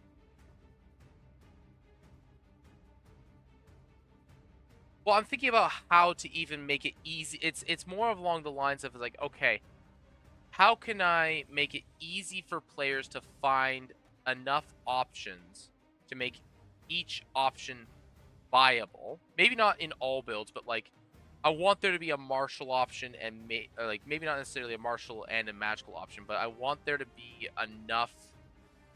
Hmm.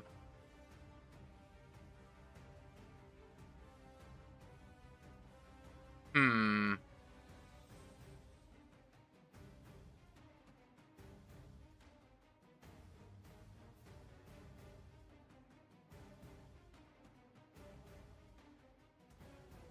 I suppose I could always just do this by trait, but that's a little bit too broad.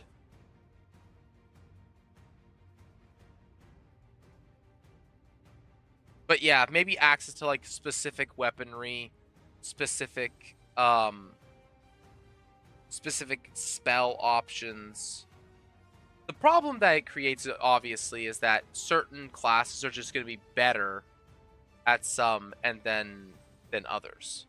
So like if I give access to specific weaponry, it's going to inherently benefit the martial characters. If I give it specific access to spells, for example, it's going to be specifically good to spellcasters. If it's good for, I don't think there's any. Is there any uncommon skill feats? There is like a couple.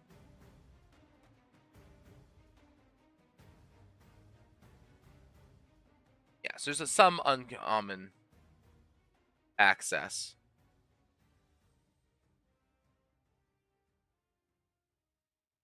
Mostly to archetype access. Yeah, but archetype access is also martial and magical oriented by nature. Like archetypes are very much a in this specific direction kind of thing. And that's fine. Yeah, that's true.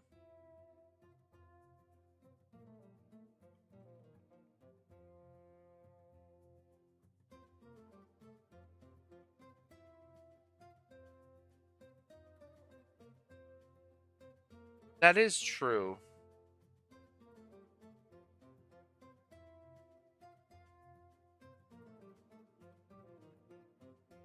Hmm.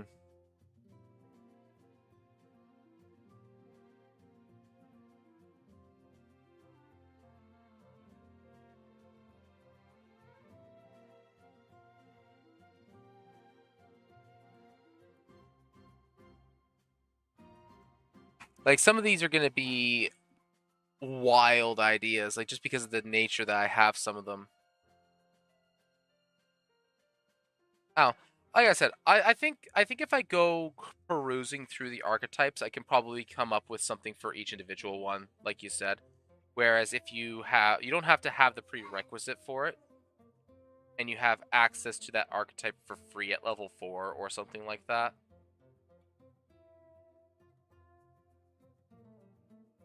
Even if you don't qualify.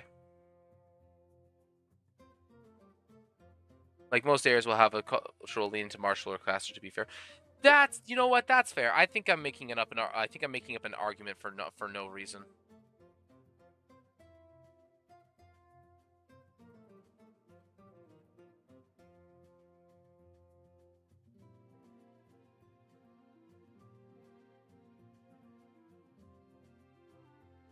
I need to make sure that I try to keep it to level 4 archetypes because I don't want these to be a thing that show up too late in a character's career to potentially not be of relevant. Prerequisites need to be met, and not meeting archetypes might be a little strong. That's fair.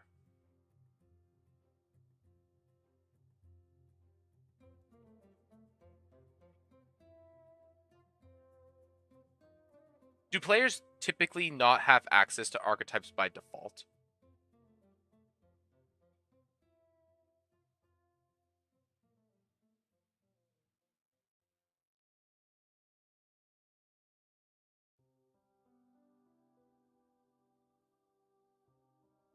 Dedications are second level and onwards typically, so shouldn't be a massive issue. No, no, it shouldn't.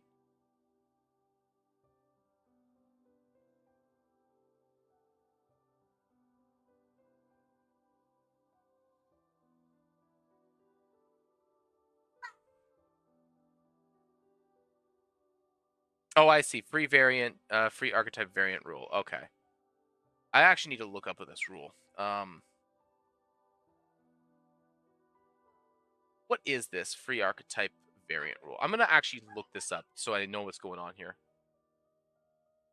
Feats from mythic progression in the same. Oh, so this is a mythic progression thing. Okay.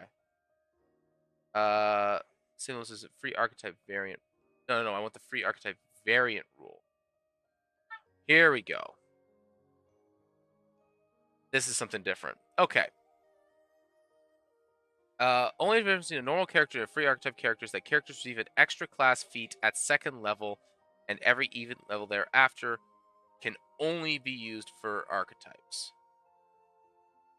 You might restrict the free archetype to those of a single archetype each character in the group has for shared backstory, or those archetypes fitting certain themes, such as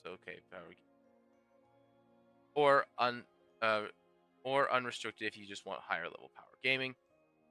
If the group has all the same archetype or draws on the same limit list, you may ignore free archetype normal restrictions in certain lists before new archetypes. The character can still pursue another archetype so that it also fits their character.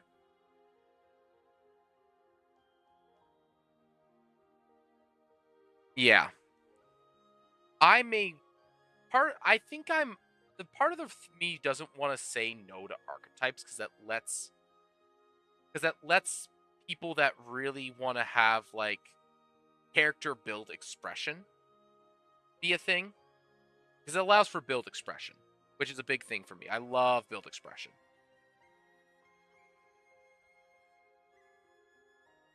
FA has a lot of horizontal progression rather than vertical, so it doesn't actually have a balance issue. Okay. Yeah, I might allow for like a fourth level free archetype so long as you qualify. Or something like that. I don't know.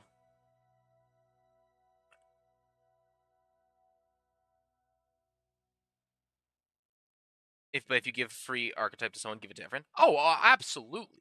Absolutely. So I might do something like at level 2 and 4, you get a free dedication, free archetype. So you can't get archetypes at second, right? So it has to be a dedication and it has to be an archetype. And it'll be specific to the area that you go to. So yeah, that'll be a lot easier for me to manage. And the big thing that it does is it makes it very easy for people to understand and very easy to follow. So like most dedications don't give you numbers outside of like circumstantial. It might be a bit strong, but I don't know right now. Maybe.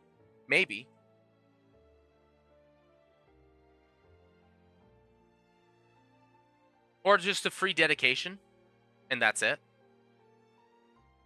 Which allows for them to go into archetypes and influences. If I am using it, then yes. Either everyone uses it or no one uses it. I'm keeping it equal across the board for that regard. The main question is whether or not I'm going to. And whether or not I'm going to is going to be very heavily influenced by do I bother? So this is more of an exercise for me than certainty. Because this is the part of the process for me. It's like, okay, I'm gonna make a bunch of, but don't do the free archetype game. Yeah.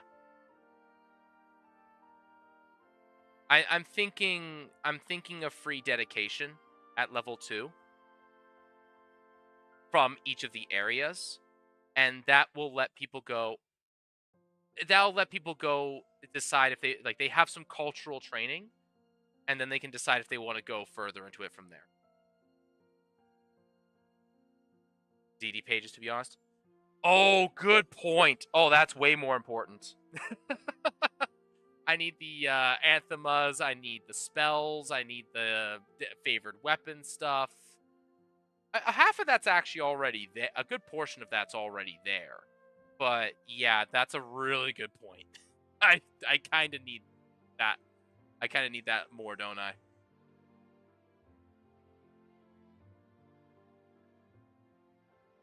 Because if I just go to something like Sarenrae, for example, um, I need the edicts, I need the anthema, I need areas of concern, religious symbol. Although I do have a good portion of that. Sacred animal, colors. I do have, actually. I have a lot of it now that I think about it. I think. Um,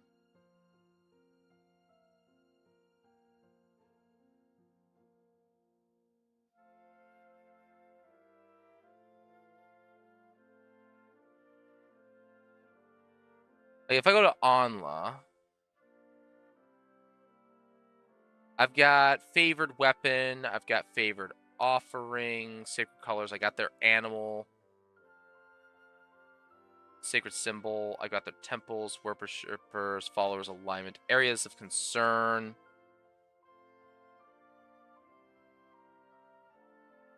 I got their clerical domain, so that needs to be changed. So the main thing that I need to change is more of like the actual devotee benefits.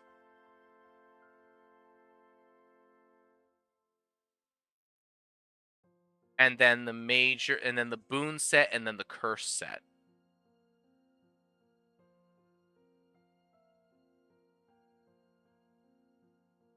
Are kind of like the two main areas that I need to go at.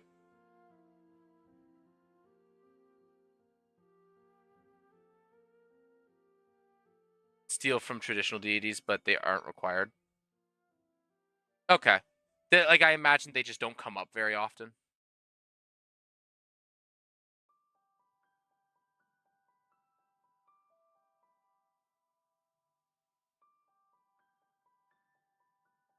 But yeah, the devotee benefits are definitely a big thing that needs to be set.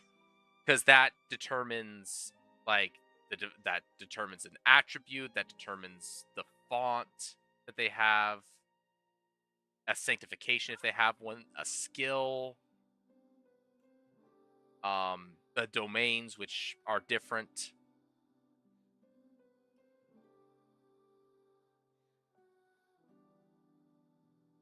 By every day they come up if the DM wants them to, but they aren't required. Okay, so that's an afterthought then. So yeah, the devotee benefits are definitely going to be far more important to make sure that they're added correctly. Okay.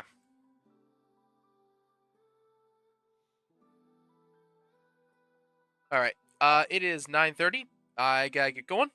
This is something that I'm definitely gonna mull over a bunch. The deities are definitely a thing that I need to address more heavily than the background stuff. But I do like the idea of just setting up a dedication for each region. I do like that idea. That can be a fun. That can be a fun way of just setting up. Like, hey, if you want to lean into the training that your culture has kind of given you, you can do that. If you don't want to, don't worry about it. You have yourself a fun little feature.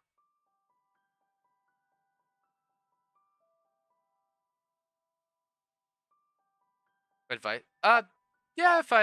I'll probably fumble my way through it. I find if I fumble my way through it, I tend to come up with an answer in some way that works out reasonably well most of the time until I find that it crashes and burns, and then I get rid of it and try something different. But yeah, if I get stuck, I'll definitely send you a little ding ding and and go from there. Appreciate it. I'll definitely read your ideas and then go from there. Will this be a constant streaming thing, by the way? Yeah, I think I'm gonna do a lot of deity stuff for the next while because that definitely needs to be addressed more than um more than anything else. Like, those need to be done. for sure. And I've got like 30 or so D&Ds to do. So that's going to be the next probably couple of weeks for sure. And then, yeah, and then just go from there. All right. With that, I'm going to hop off. Thank you very much for swinging by, everyone that did. And yeah, I will be back tomorrow morning. And actually, I think I'm also going to stream Tuesday because I don't have to go into work on Tuesday. So we'll see what happens on that with that. Anyways, thank you again for everybody for coming by. Appreciate it. And until next time, have a good day.